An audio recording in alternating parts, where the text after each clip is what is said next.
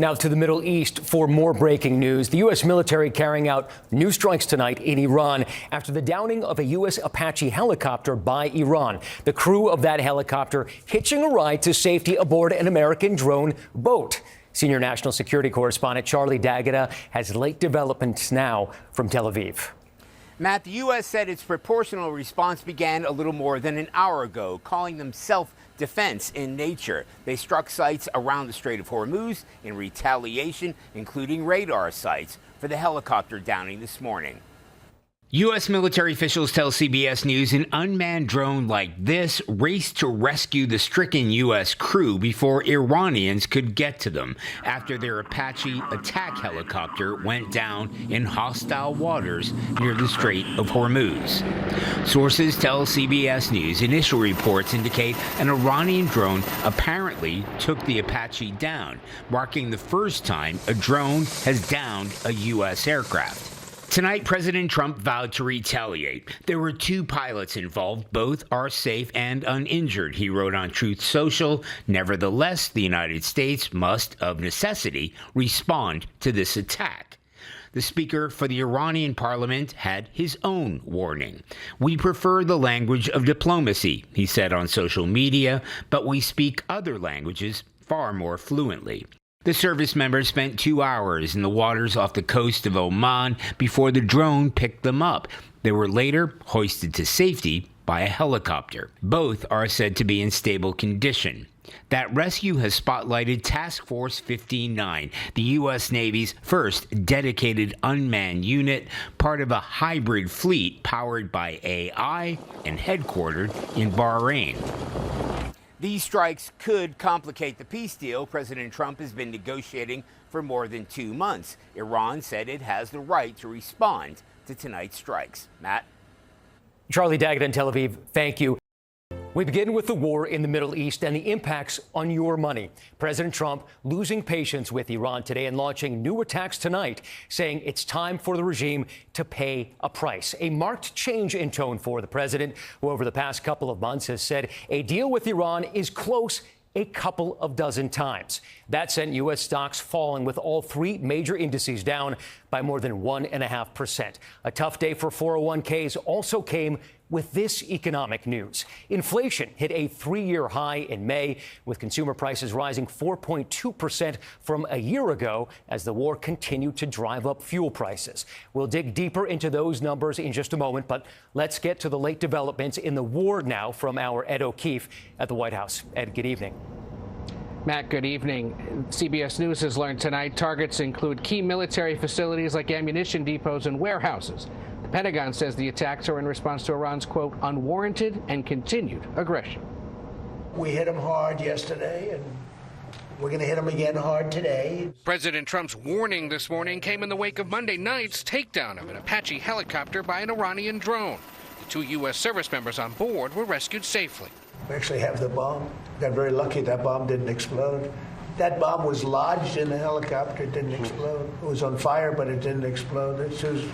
Those 2 guys, they knew how to fly, but they got very lucky. Secretary of Defense Pete Hegseth reviewed war plans at Central Command in Tampa today. Those strikes that'll happen tonight will be strong. Last night, the U.S. hit air defenses and radar sites along the Strait of Hormuz. Iran responded by firing missiles towards U.S. bases in Bahrain, Kuwait, and Jordan. The foreign minister calling on the U.S. to leave our region. For months, Trump has promised peace and threatened all-out war, while giving clashing answers on how long the conflict will last. We projected 4 to 5 weeks. It'll be as long as it's necessary. So we're giving it 5 days? I think we're 2 or 3 weeks. Not 3 weeks, if it is. We'll leave. Today, he blamed Iran for drawing out the war. We were really close to a deal, but they keep tapping us along. They keep playing us for suckers. The U.S. continues to enforce its blockade in the Strait of Hormuz, last night disabling a tanker with a missile to the engine room that left 1 dead and 2 missing. Soaring energy prices because of the strait's closure sent monthly inflation figures to their worst level in 3 years. The president was asked if he's concerned. No, I love it. The numbers were great. That answer puzzled Democrats. It's pretty bizarre. You know, the fact is, He does not get it. All of this just rattles everybody's confidence in the United States, and it rattles the global economy, and it imposes massive costs on American families. Tonight, CBS News has learned it was an armed Iranian drone that struck and took down the Apache helicopter on Monday night. Again, both service members aboard survived. Matt? All right, Ed, help us make sense of this. This ceasefire has been on life support for weeks. We've seen multiple attacks on either side with multiple counterstrikes. So to many, it seems like we are at war. So what is the actual red line for the president beyond which we are back at war? Well, there may, in fact, be two answers to that question. In recent days, the president said he would resume military operations, quote, if I think I wasn't going to make a deal fast enough. But he's also said he'd resume fighting if Iran kills American troops. The service members on board the Apache helicopter survived, but the president and defense secretary again today signaled frustration with Iran's pace of negotiations. So unclear tonight if this is indeed the end of talks and the resumption of hostilities. Matt? Ed, thank you. Tonight, whiplash in the Middle East, hours after saying the U.S. would attack civilian infrastructure and even take over Iran's energy facilities. President Trump announced today that a deal could be signed over the weekend and that the documents are in pretty final shape. Over the previous 48 hours, the war of words with Iran over the Strait of Hormuz had escalated into the language of bombs and tit-for-tat retaliations on Iran and missiles launched at U.S. bases in Kuwait, Bahrain, and Jordan. Today, the president said he suspended a ferocious night of attacks on Iran, even after it called the ceasefire meaningless. So to bring in some clarity, let's go to Caitlin Huey-Burns in Washington. So, Caitlin, what's the state of play right now with this deal? Hey, good evening, Matt. Well, what's at play here is a potential deal to strike a deal. The president said the U.S. and Iran are now closing in on a memorandum of understanding that would then kick off 60 days of negotiations over Iran's nuclear program. President Trump called off a third straight day of airstrikes against Iran tonight, saying there was an agreement with the regime. We just made a great settlement of the war with Iran. And we're going to be subject to finalization of documents. We should get done over the next few days. Just hours earlier, the president was threatening more bombing. It'll be a bigger, more powerful. But by this afternoon, an apparent breakthrough. CBS News has learned the agreement, if signed, would open up the Strait of Hormuz, include a commitment by Iran not to enrich uranium for 15 to 20 years, and, if there's enough progress, release billions of dollars in frozen Iranian assets. The president said the U.S. naval blockade in the strait will remain until the deal is officially agreed to, which he said could be this weekend. Overnight, the U.S. used 2 Hellfire missiles to disable a tanker carrying Iranian oil. The president said the price of oil will fall once the strait is opened. We'll have oil prices dropping like a rock. Democratic Senator Chris Van Hollen disputed that prediction. Well, that's just not true.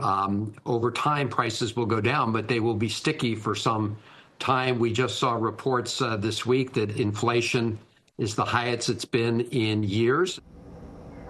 Now, as for the Iranians, a foreign ministry spokesperson acknowledged that while the text of the deal is nearly ready, the agreement has not yet become final. Matt. Okay, a long way to go, Caitlin. Thanks. So let's bring in Face the Nation moderator and chief foreign affairs correspondent, Margaret Brennan. The president has promised the deal dozens of times now over the past 2 months. So, Margaret, what is different this time? Well, Matt, this would be a deal with the very same repressive regime, though it does have some new personnel at the top of it, and it promises them some financial breathing room. It would also give some relief to global trade if the strait is indeed fully reopened within the next 30 days, which would bring us back to where we were before the war started. As for the nuclear program, that's where you could see a difference. If the U.S. can get Iran to allow inspectors in, remove their nuclear material, stop enrichment, it would be significant. But these technical details are where this gets really complicated, and that's going to be hammered out over 60 days of talks. Okay, what we have seen already, Margaret, is the markets have popped in response. But what is the economic reality here, given that the Persian Gulf has essentially been closed to traffic for more than, 3 months now? Well, even with the deal, it's going to take time to clear the traffic jam out of the Strait of Hormuz. Also, global oil production is months or even years away from resuming normal operations.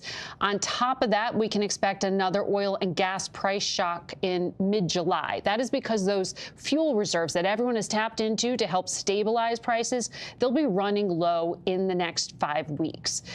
The president is keenly aware of all of that higher prices, especially in the middle of summer travel season, will be another negative in the pocketbook for those voters he wants to turn out and vote for his party in November. And of course, for people at the gas pump as well. Margaret, thank you very much. To the war with Iran now, and the clearest signs yet that a deal, much promised by the president, is at hand. Iran saying breakneck negotiations are underway to finalize terms that would end the war and open the Strait of Hormuz. What's not on the table now, Iran's nuclear and missile programs. A signing could come this weekend, possibly on Sunday when President Trump turns 80. Ed O'Keefe has more. It's already set to be a big 80th birthday weekend for President Trump. But an agreement between the U.S. and Iran would be the biggest gift of all. Both sides say they're closing in on a final agreement that could be signed as soon as Sunday or Monday. It would launch further talks to wind down Iran's nuclear ambitions, reopen the Strait of Hormuz, and end months of military hostilities. They've all approved the deal. Everybody's approved the deal. Now we'll get it finished up. But threats remain.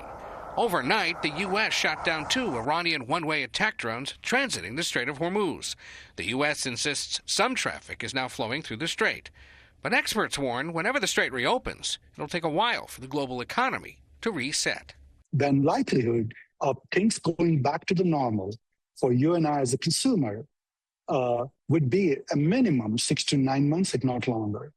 For prices and energy consumption cost, globally to stabilize is a long process.